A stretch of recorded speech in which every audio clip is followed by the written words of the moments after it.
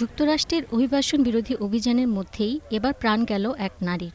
মিনেসোটার মিনিয়াপোলিসে আইসিই US immigration এজেন্টের গুলিতে নিহত হয়েছেন ৩৭ বছর বয়সী নারী রেনে নিকোল গুড।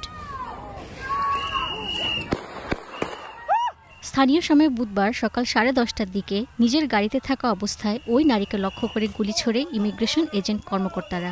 ঘটনার পরই এলাকা জুড়ে ছড়িয়ে পড়ে উত্তেজনা। রাস্তায় নেমে আসে বিক্ষোভকারীরা।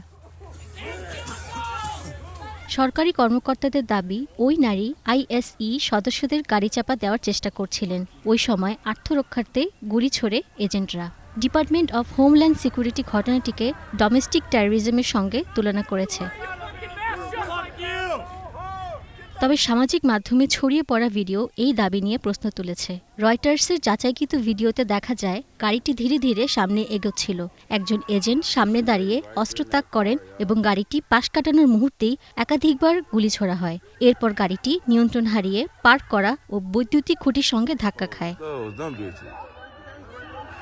পুলিশ জানিয়েছে, নিহত নারী কোনো ইমিগ্রেশন অভিযানের লক্ষ্য ছিলেন না। মিনেসোটা থেকে নির্বাচিত ডেমোক্রেট সিনেট টিমা স্মিথ জানিয়েছে, নিহত নারী ছিলেন যুক্তরাষ্ট্রের নাগরিক। অন্যদিকে স্থানীয় মেয়র জেকব ফ্রে ট্রাম্প প্রশাসনের বক্তব্য প্রত্যাখ্যান করে বলেছেন, ভিডিও ফুটেজ সরকারের গার্বেজ ন্যারেটিভের সঙ্গে মিলছে না। তিনি ক্ষুব্ধ হয়ে আইসিইউকে মিনিয়াপোলিস ত্যাগ করতেও বলেন।